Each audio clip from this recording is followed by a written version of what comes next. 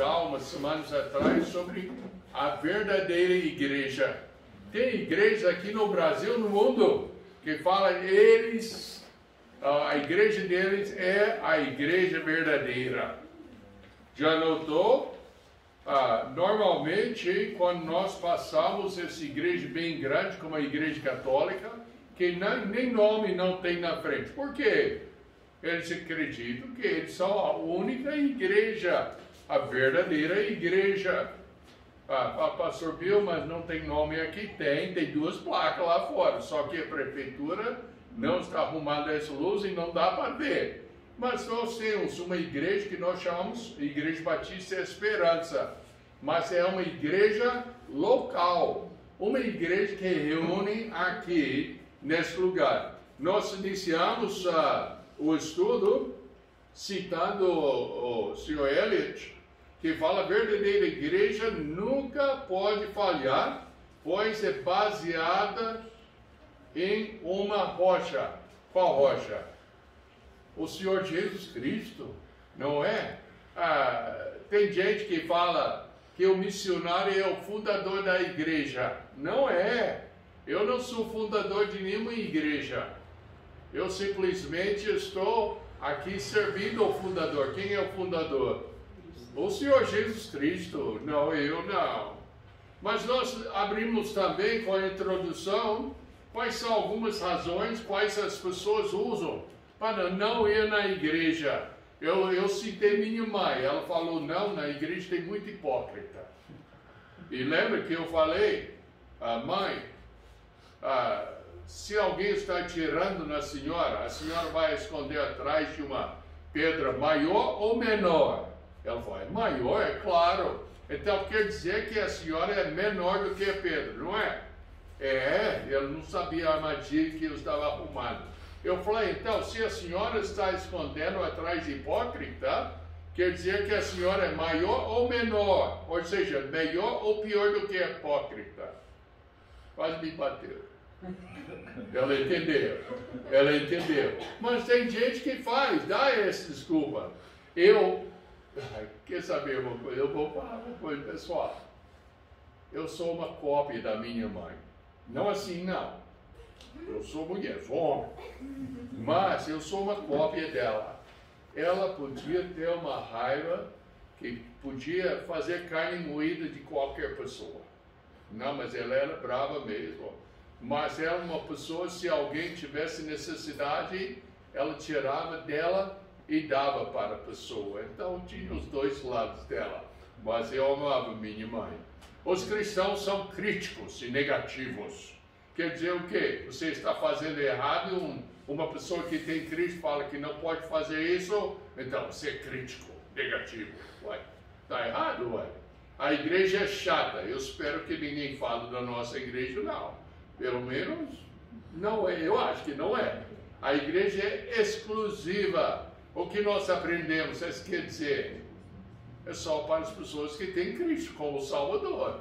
Então, quer fazer parte, então, arrepende-se do pecado e coloca a sua confiança no Senhor e você faz parte da igreja local. Cristãos são homofóbicos. Leia Romanos 1. Eu não gosto de religião organizada. Então, lembra que eu falei? Então, você gosta de religião desorganizada. Então, a igreja está cheia de hipócritas. Já citei. A igreja só quer seu dinheiro. Alguém sentiu-se obrigado a contribuir hoje à noite? Não é o nosso jeito. Mas temos de contribuir. Eu vou falar mais sobre isso hoje à noite. Porque a luz, tudo custa. Então fazemos parte, temos que pagar as contas. A vida é melhor sem religião. É mesmo? Na verdade, eu não tenho religião. Eu tenho uma fé baseada na palavra de Deus, no Senhor Jesus Cristo. Cristãos vivem em outro planeta. Tá bom. Eu acho que eu vivo em Catalão, Goiás, mas tudo bem. E também o mais honesto é o quê? Eu não tenho tempo. Quer dizer o quê? As outras coisas são mais importantes do que ir para o culto. Apesar desse tipo de razões o Senhor Jesus Cristo declarou em Mateus 16, versos 16 a 18, quando Simão falou assim: Simão Pedro respondendo disse: Tu és o Cristo, o Filho de Deus, do Deus vivo. E Jesus respondendo disse-lhe: Bem-aventurado és tu, Simão Bar-Jonas, porque tu não revelou a carne e o sangue, mas meu Pai que está nos céus. Pois também eu te digo que tu és Pedro, e sobre esta pedra edificarei a minha igreja, e as portas do inferno não prevalecerão contra ela. Lembra que nós falamos? Falou, tu és Pedro. Quer dizer o quê? Pedrinho, Pedrinho. Mas sobre esta rocha, tá vendo? Usa Pedro duas vezes, mas uma vez é Pedrinho. E outra vez é uma rocha. Sobre esta rocha, qual foi a rocha? A confissão de Pedro: tu és o Cristo, o Filho do Deus vivo. Esta é a rocha, e nenhuma igreja é esta rocha. E minha igreja, e as portas do inferno não prevalecerão contra ela. Quer dizer o quê? A igreja está avançando. Nota bem, não é as portas da igreja, mas as portas do inferno não prevalecerão contra ela. Quer dizer que a igreja local está avançando contra quê? Contra a própria reino de Satanás. E essa é a nossa obrigação. Nós já vimos eclesiologia, é a matéria da teologia cristã que reúne e estuda os dados bíblicos a respeito da igreja. Mas o que é a igreja? Algumas pessoas falam: não, você vai na rua e vai encontrar a igreja, vira à esquerda e vai 2 quarteirão, usando esse como ponto de referência. Mas tudo bem, aquele é o prédio da igreja. Quem é a igreja? O que é a igreja? Os que já, como eu já falei, arrependeram-se do seu pecado, colocaram a sua confiança unicamente e totalmente na pessoa do Senhor Jesus Cristo. Essa é a igreja. Os que estão aqui hoje à noite, que já colocaram a sua fé em Cristo, você é a igreja. Nós somos o prédio onde nós reunimos, vamos dizer que é a casa da igreja. Eu estou errando. Todo dia, várias vezes no dia, que Deus vai nos dar os lotes lá no final do quarteirão, na rua. Eu não importaria se Ele nos desse, tem uns lotes bem grandes aqui, na avenida também, eu aceitaria. Mas Deus tem que dar, porque nós não temos como comprar. Mas eu oro, Deus nos dá os terrenos. Eu oro, Deus nos dá o prédio para a igreja. A building for the church. Um prédio para a igreja. E também eu peço a Deus, não só isso, mas eu quero um prédio para a escola dominical, a parte de educação, e também a casa pastoral. Eu peço todo dia, várias vezes no dia, essas coisas que nós precisamos.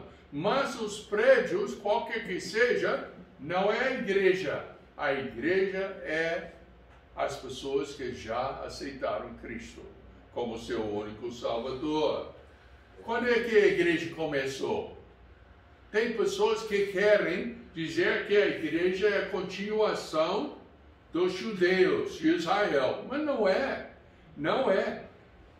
A promessa dada para Abraão foi o quê? Que na sua descendente, singular, será abençoado todas as nações. Quem é esse descendente? O Senhor Jesus Cristo, que chegou, viveu uma vida perfeitíssima aqui na terra, imaculado mesmo, morreu na cruz, foi sepultado, terceiro dia ressuscitou dentre os mortos, ministrou mais uns dias aqui na terra, subiu aos céus e agora está na destra de Deus, fazendo intercessão pelos quê? Pelos santos. Pessoas me perguntam, o senhor acredita nos santos? Eu acredito. Ah, é? O senhor é batista? Acredita nos santos? Pois eu sou São Bill. São Bill? Eu nunca ouvi de um São Bill. Não. Paulo escreveu para os santos em Jesus Cristo. E o dia 12 de dezembro de 1963, eu coloquei a minha confiança no Senhor Jesus Cristo. Então eu sou São Bill. Eu não sou santinho não, mas eu sou São Bill. Eu falo com eles que pode me pedir oração quando eu estou vivo. Depois que eu morrer, eu não vou importar com vocês não. E tudo. E eles acham engraçado, mas é verdade. É verdade.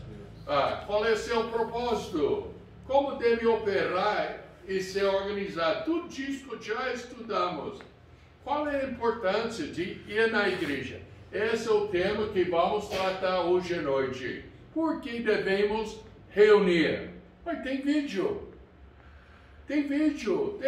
Tem como assistir no rádio, no televisor e tudo. Por que temos de reunir na igreja local?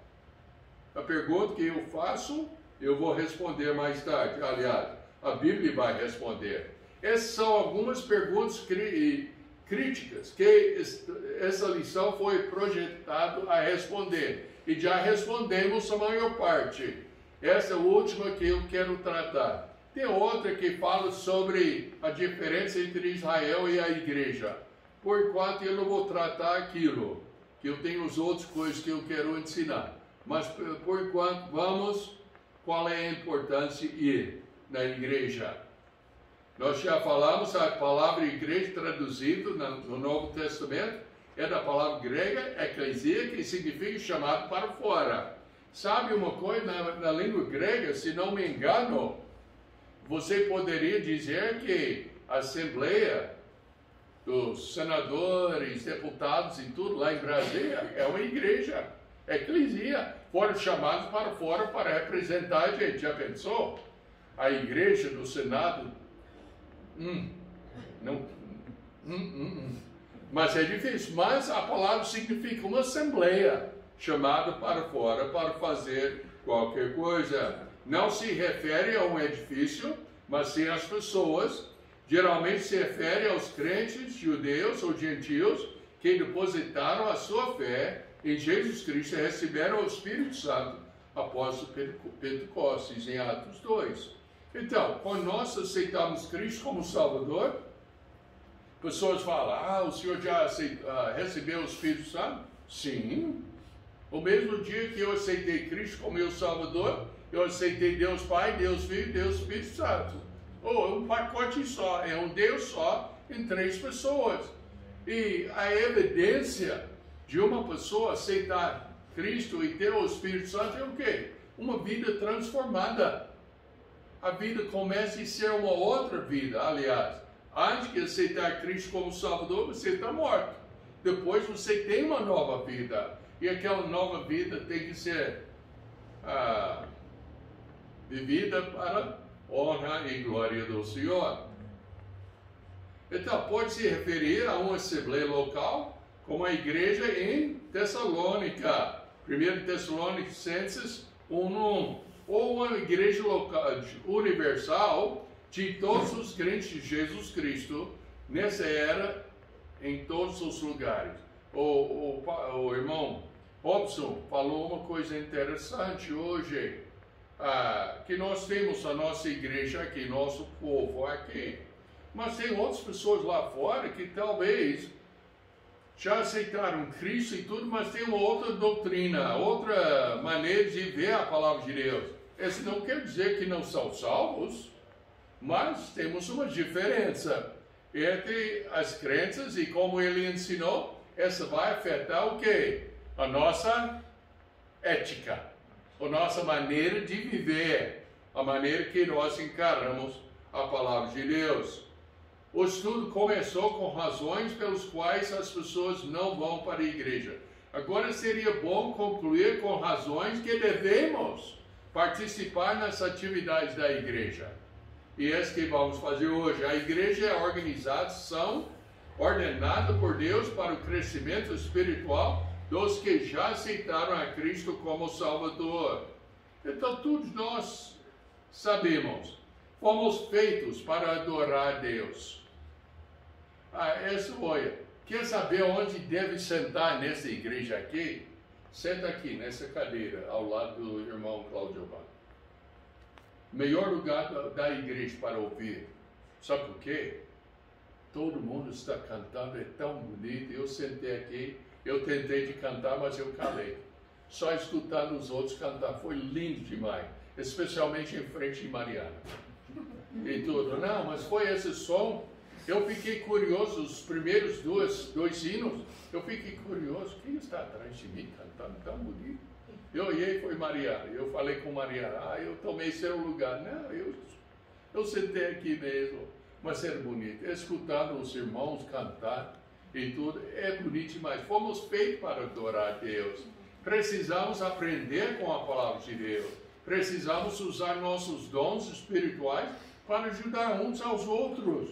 O irmão Robson também ensinou sobre isso hoje, sobre não só suprindo as necessidades espirituais das outras pessoas, mas as coisas físicas. Poderia fazer uma outra mensagem que seria interessante sobre por que temos de ficar sem dívidas. Quando nós não temos dívidas, sem dinheiro no bolso para ajudar os outros. Um dia vamos fazer isso. Precisamos ser encorajados por outros em nossa relação com Deus. Precisamos dar um exemplo para nossas famílias e amigos e prover seu bem-estar espiritual. Precisamos dar financeiramente para os nossos corações não sejam governados pela ganância. Pensa bem, eu já vi pessoas que quando tem que dar alguma coisa, está constrangido assim, parece que está forçando até entregar. Olha, a Bíblia fala que nós temos de dar com alegria. Para quê? Para o pastor ficar rico, hein? Irmão Robson está ficando rico aí? Nem recebeu ainda, mudou agora, nesses dias. Mas não, é para participar juntos, pagando as despesas da própria congregação. Precisamos ter uma perspectiva eterna e não temporal. É uma coisa hoje em dia que nós enfrentamos dos que chama Grupo Millennials, que nasceram de 1980 para frente, depois tem os outros. Se falar da eternidade, eles não calculam muito bem na mente dele, porque eles estão mais interessados no hoje. O que vai acontecer hoje, o que eu vou pegar hoje, o que eu quero agora, e não na eternidade. Nós precisamos de ter uma perspectiva eterna e não temporal. Não é só agora. Eu fico preocupado. Eu quero pagar as minhas contas. Eu quero fazer isso, aquilo, aquilo outro. Tudo bem, nós somos vivos, mas estamos vivendo para a eternidade. Precisamos de uma pausa em nossa rotina diária normal de trabalho. Tem que fazer uma coisa diferente. Hoje, eu estudei hoje cedo um tempo, e chega um tempo que eu levanto e eu vou lá fora. Ontem eu fiz a mesma coisa, eu desci para fazer uma obra muito importante. Sabe o que foi? Aquela semente que cai do flamboyant. Eu fui lá embaixo para abrir e tirar os sementes. Só para fazer uma coisa diferente. Domingo é uma coisa diferente. Onde em vez de ir para o trabalho, vender isso, comprar aquilo, nós vamos para aprender a palavra de Deus. É uma coisa diferente. Precisamos dar um exemplo para o mundo de que os cristãos se amam. Olha, como é que eu fiquei tão frustrado durante esse tempo de isolamento e tudo. Como é que você encoraja um ao outro quando não pode reunir? Como é que você pode mostrar seu amor um para com o outro quando não pode entrar em contato? É difícil. A razão que reunimos como uma igreja. O autor de Hebreus diz assim, pode abrir nas suas Bíblias em Hebreus 10, começar no verso 23.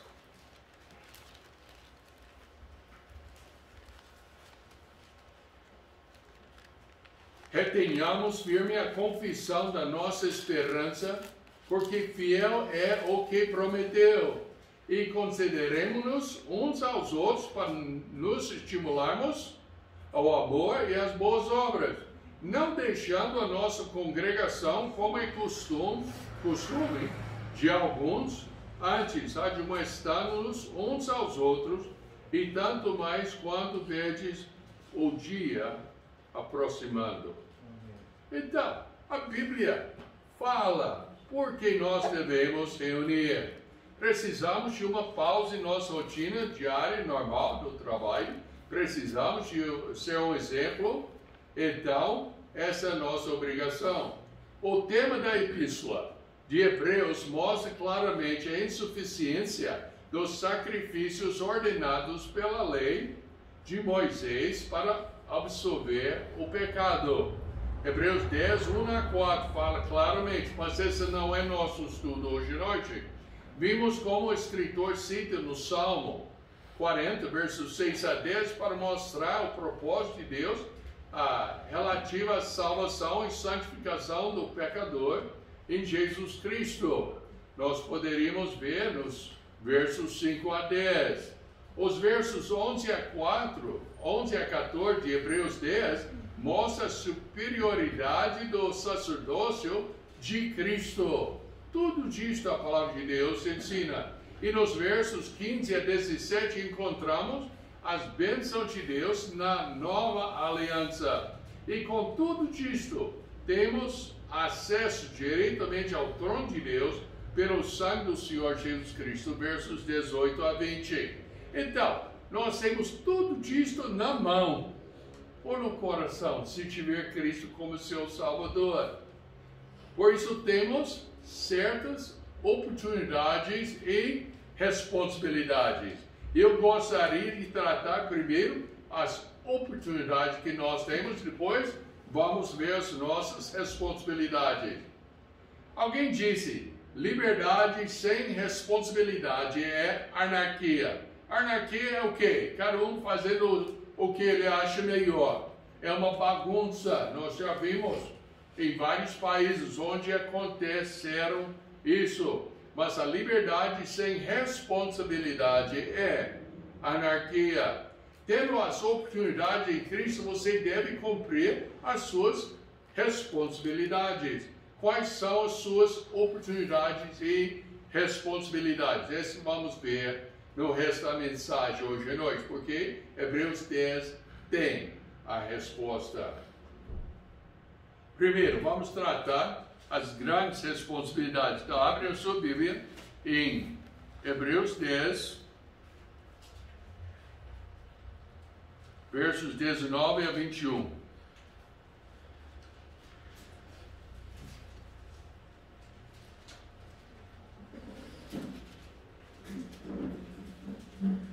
Hebreus 10, 19 a 21. Tendo, pois, irmãos, ousadia para entrar no santuário pelo sangue de Jesus, pelo novo e vivo caminho que ele nos consagrou, pelo véu, isso é, pela sua carne, e tendo um grande sacerdote sobre a casa de Deus. As grandes oportunidades, ousadia para entrar no santuário pelo sangue de Jesus. Aqui uma referência do sacerdócio. Eles entraram no Santo Santos uma vez por ano. Eu li uma vez que eles têm uma corda no pé e também um sino. Então andando e tudo vai tim, tim, tim, tim, tim, tim. Mostrava que ele não dormiu nem morreu. Então, se ele parasse, mudar e tudo, ninguém podia entrar, então poderia puxar para fora. Então, foi uma coisa de medo para fazer esse serviço lá. Então, mas nós não temos isso. Nós temos ousadia para entrar no trono de Deus. Tem o pastor Milton Nunes. Eu sempre gostei de ouvi-lo orar. Sabe por quê? Alguém ia pedir, ele ia orar, e às vezes, se você não soubesse, você pensaria que ele não entendeu. porque ele não começa imediatamente. E alguém perguntou a ele uma vez, por que essa pausa? Ele falou, eu estou entrando na sala do trono de Deus. Então ele, na mente dele, está entrando lá para aproximar-se a Deus. Eu achei tão bonito. Eu não costumei com isso, eu sou tão apressado, mas deveria. Aqui é uma referência.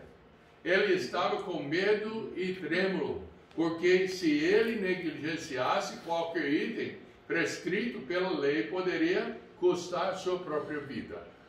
Ele sabia disso.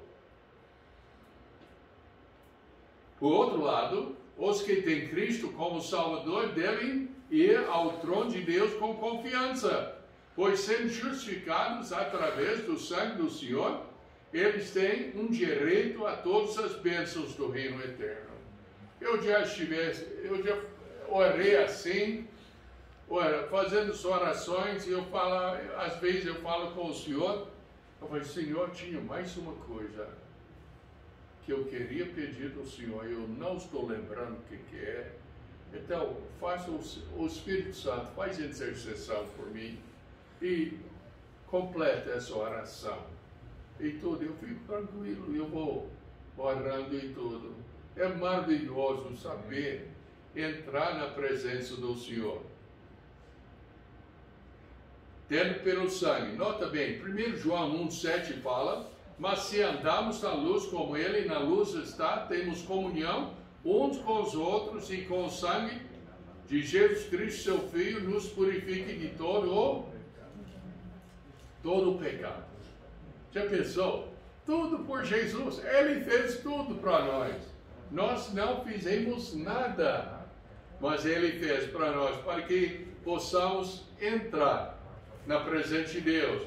1 João 1,9, se confessarmos os nossos pecados, Ele é fiel e justo para nos perdoar os pecados e nos purificar de toda injustiça. Oh, mas que maravilha! Ousadia para entrar pelo novo e vivo caminho que Ele nos consagrou. João 14,6, disse-lhe Jesus, eu sou o caminho e a verdade e a vida. Ninguém vem ao Pai senão por Igreja Batista Esperança, não é? Ah, não, outra é eu. Não, é só por Jesus Cristo. João 1, versos 9 a 14, mostra como devemos. Ali estava a luz verdadeira que ilumina a todo homem que vem ao mundo. Estava no mundo e o mundo foi feito por ele, e o mundo não o conheceu.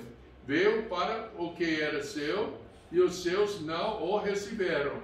Mas a todos quantos o receberam, deu-lhes o poder de serem feitos filhos de Deus, aos que creem no seu nome, os quais não nasceram do sangue, nem da vontade da carne, nem da verdade do homem, nem da vontade do homem, mas de Deus. E o Verbo se fez carne e habitou entre nós, e vimos a sua glória, como glória do unigênito do Pai, cheio de graça e de verdade. Essa é a nossa oportunidade. Ousadia para entrar. Filipenses 2. De sorte que haja em vós o mesmo sentimento que houve também em Cristo Jesus, que sendo em forma de Deus, não teve por usurpação ser igual a Deus, mas esvaziou-se a si mesmo, tomando a forma de servo, fazendo-se semelhante aos homens, e achado na forma de homem, humilhou-se a si mesmo, sendo obediente até a morte, e morte de cruz. Por isso, também Deus o exaltou soberanamente, e lhe deu um nome que é sobre todo nome, para que ao nome de Jesus se dobre todo joelho dos que estão nos céus e na terra e debaixo da terra, e toda língua confesse que Jesus Cristo é Senhor, para a glória de Deus. Amém. É assim a nossa oportunidade. Hebreus 4, versos 11 a 16. Procuremos pois entrar naquele repouso para que ninguém caia no mesmo exemplo de desobediência, porque a palavra de Deus é viva e eficaz, mais penetrante do que a espada alguma de 2 gumes, e penetra até a divisão da alma e do espírito, e das juntas e medulas, e é apta para discernir os pensamentos e intenções do coração. E não há criatura alguma encoberta diante dele. Antes, todas as coisas estão nuas e patentes aos olhos daquele com quem temos de tratar. Eu gosto de outra tradução que fala que aquele que temos de dar contas, prestar contas, alguma coisa assim. Visto que temos um grande sacerdote, Jesus, Filho de Deus, que penetrou nos céus, retenhamos firme a nossa confissão, a nossa crença. Grandes oportunidades. Porque não temos um sumo sacerdote que possa compadecer-se das nossas fraquezas. Porém, um que, como nós, em tudo foi tentado, mas sem pecado. Chegamos, pois, com confiança ao trono da graça, para que possamos alcançar misericórdia e achar graça, a fim de sermos ajudados em tempo oportuno. Então, nós temos as grandes oportunidades. Agora vamos tratar as grandes responsabilidades. Com tudo isso, temos uma grande responsabilidade.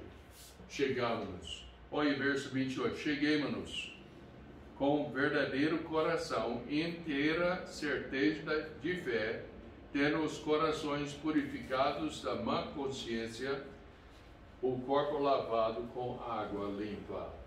Verdadeiro coração é um coração que não confia em si mesmo, mas confia no Senhor Jesus Cristo. Não confia em si mesmo, mas no Senhor Jesus Cristo. A ideia é um coração leal e fiel a Deus. Não tem outro. Jeremias 17:9 fala: enganoso é o coração mais do que todas as coisas, e perverso, quem o conhecerá? Salmo 34:18 perto está o Senhor dos que têm o coração quebrantado e salva os contritos de espírito. Salmo 51:17 os sacrifícios para Deus são o espírito quebrantado. A um coração quebrantado e contrito não desprezarás, ó Deus.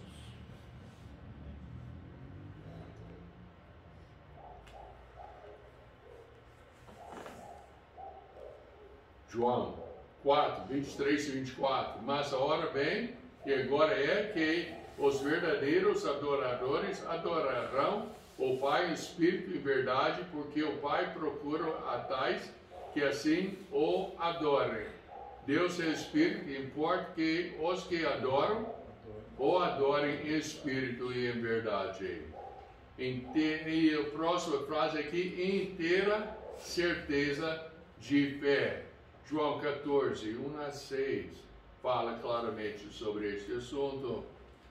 Com tudo disto, temos de chegar ao Senhor, tendo corações purificados, tendo o corpo lavado com água limpa, como nós já lemos. Retenhamos firme a confissão. Essa é a próxima frase, no verso 23. Retenhamos firme a confissão da nossa esperança, porque fiel é o que prometeu. Colossenses 3:1-3 fala: portanto, se já ressuscitaste com Cristo, buscai as coisas que são de cima, onde Cristo está sentado à destra de Deus. Pensai nas coisas que são de cima, e não nas que são da terra, porque já estáis mortos e vossa vida está escondida com Cristo em Deus. Pensa bem, quando você tem Cristo como seu Salvador, Deus está olhando aqui, o diabo pode te acusar de tudo, mas o Senhor Jesus Cristo está ao lado. Não, Ele já colocou a confiança em mim, então seus pecados são limpos. E o Senhor não veja você, veja o Senhor Jesus Cristo em você. E essa é a coisa que nós temos. Efésios 6, 18 a 19. No demais, irmãos meus, fortalecei-vos no Senhor e na força do seu poder. Revesti-vos de toda a armadura de Deus, para que possais estar firmes contra astutos cilados do diabo. Porque não temos que lutar contra a carne e sangue, mas sim contra os principados, contra os potestades, contra os príncipes das trevas desse século, contra os hostes espirituais da maldade nos lugares celestiais. Portanto, tomai toda a armadura de Deus, para que possais resistir no mal e, havendo feito tudo, ficar firmes. Estai, pois, firmes, tendo cingidos os vossos lombos com a verdade, e vestido com a raça da justiça, e calçados os pés a preparação do Evangelho da paz. Tomado sobretudo o escudo da fé, com o qual podereis apagar todos os dardos inflamados do maligno. Tomai também o capacete da salvação, a espada do Espírito, que é a palavra de Deus, orando em todo o tempo, com toda oração e súplica no Espírito, e vigiando nisso, com toda perseverança, súplica por todos os santos. Eu lembro uma vez que um pastor estava pregando e ele falou que já fez o estudo de toda a armadura e só tem uma parte do corpo da armadura que a armadura não cobre. Qual parte é? As costas. Porque estamos avançando para frente. Falou ele. Eu nunca fiz estudo detalhado assim, não. Mas seria interessante. Armadura. As grandes responsabilidades. Quais são? Verso 24 fala: consideremos-nos uns aos outros. O que é considerar? Eu já vi entre irmãos, não da nossa igreja, mas de outras igrejas e tudo, eu já vi que tem prazer em disciplinar o povo, bater na pessoa que caiu, em vez de ajudar a pessoa a levantar. A nossa igreja, eu espero que vai ficar diferente. Nós vamos considerar as necessidades uns dos outros, para nos estimularmos. Como é que podemos estimular assistindo por vídeo? Eu estou feliz que temos o vídeo, porque quando a pessoa, como tem algumas pessoas assistindo que moram em Goiânia, moram em Brasília, e algum do nosso povo aqui que ainda não sente bastante corajoso para sair da casa e tudo. Então assistem. Mas falta essa coisa de estimular uns aos outros. Por vídeo é difícil. Para estimular o amor e as boas obras, não deixando a nossa congregação.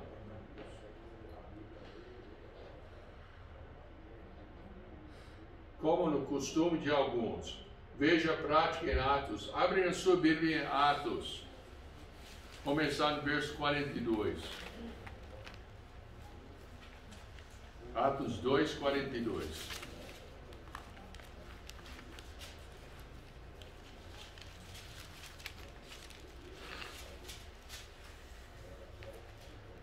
E perseveraram na doutrina dos apóstolos, e na comunhão, e no partir do pão, e nas orações. Meus irmãos, não tinha vídeo naquela época, não. Então eles cooperaram juntos na igreja local. Em toda a alma havia temor, e muitas maravilhas e sinais se faziam pelos apóstolos. E todos os que criam estavam juntos, tinham tudo em comum. E vendiam suas propriedades e bens, repartiram para todos, segundo a cada um havia de menester. E perseverando unânimes todos os dias no templo, e partindo o pão em casa, comiam juntos com alegria e singelez de coração, louvando a Deus e caindo na graça de todo o povo. E todos os dias acrescentava o Senhor à igreja aqueles que se haviam de salvar. Pensa bem, nós queremos que nossa igreja cresça, não queremos? Amém, irmão? Amém. Está acordado ainda? Bom, tudo bem, nós queremos. Então, tem que ter um culto para estimular, para animar uns aos outros, para corrigir também. Quando a gente não está fazendo o que é certo, uns aos outros, tanto mais quando vejo que se vai aproximando aquele dia. É a nossa responsabilidade. Mas o terceiro, e com isso vou terminar hoje à noite, um grande aviso, versos 26 a 31. Estou nato.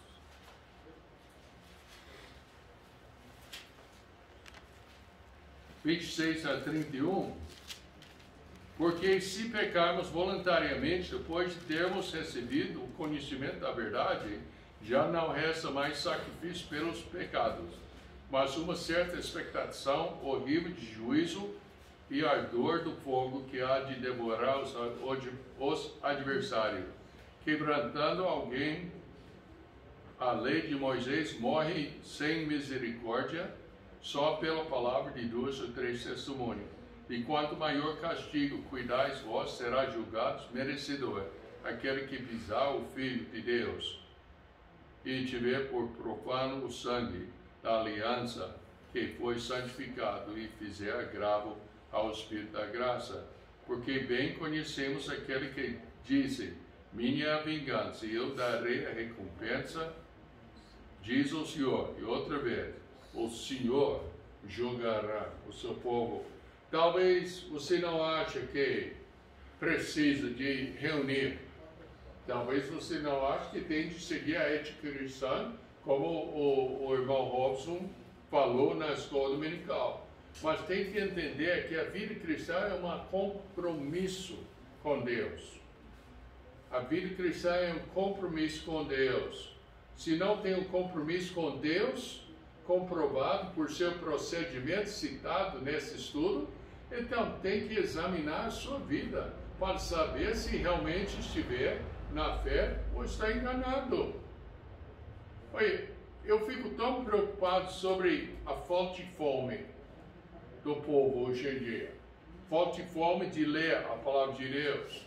Falta de fome de ouvir e aprender da palavra de Deus. Aqui nos cultos é preocupante.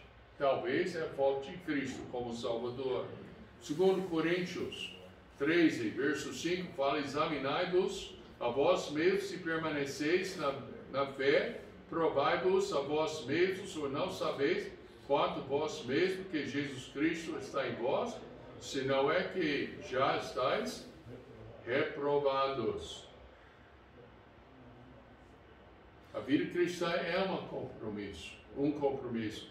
Cada pessoa que realmente examinou-se e tem a certeza que permanece na fé, também tem as oportunidades e as responsabilidades. Tem que aproveitar as oportunidades e cumprir as suas responsabilidades.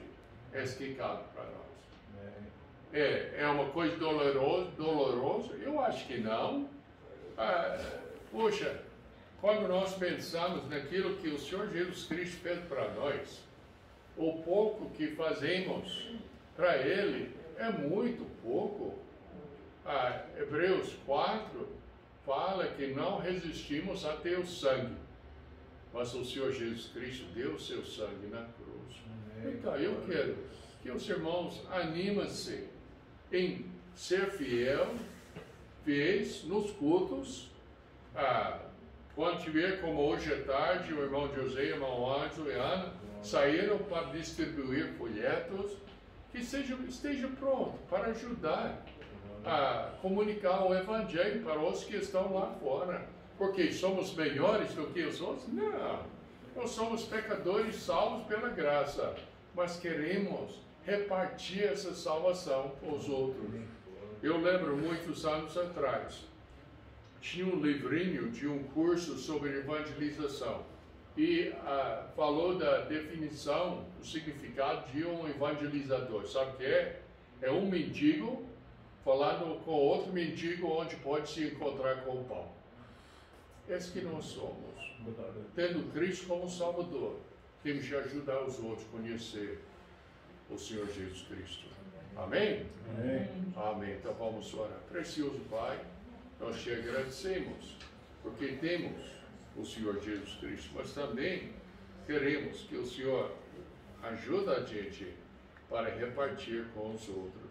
Pai, que possamos realmente sermos fiéis ao Senhor, realmente pregando a palavra, mas não só com a boca, mas mostrando a palavra de Deus com os outros, para que eles possam também conhecer o Senhor como Salvador. Abençoe a mensagem hoje à noite. Em nome de Jesus eu oro. Amém. Vamos ficar bem, vamos cantar no 300.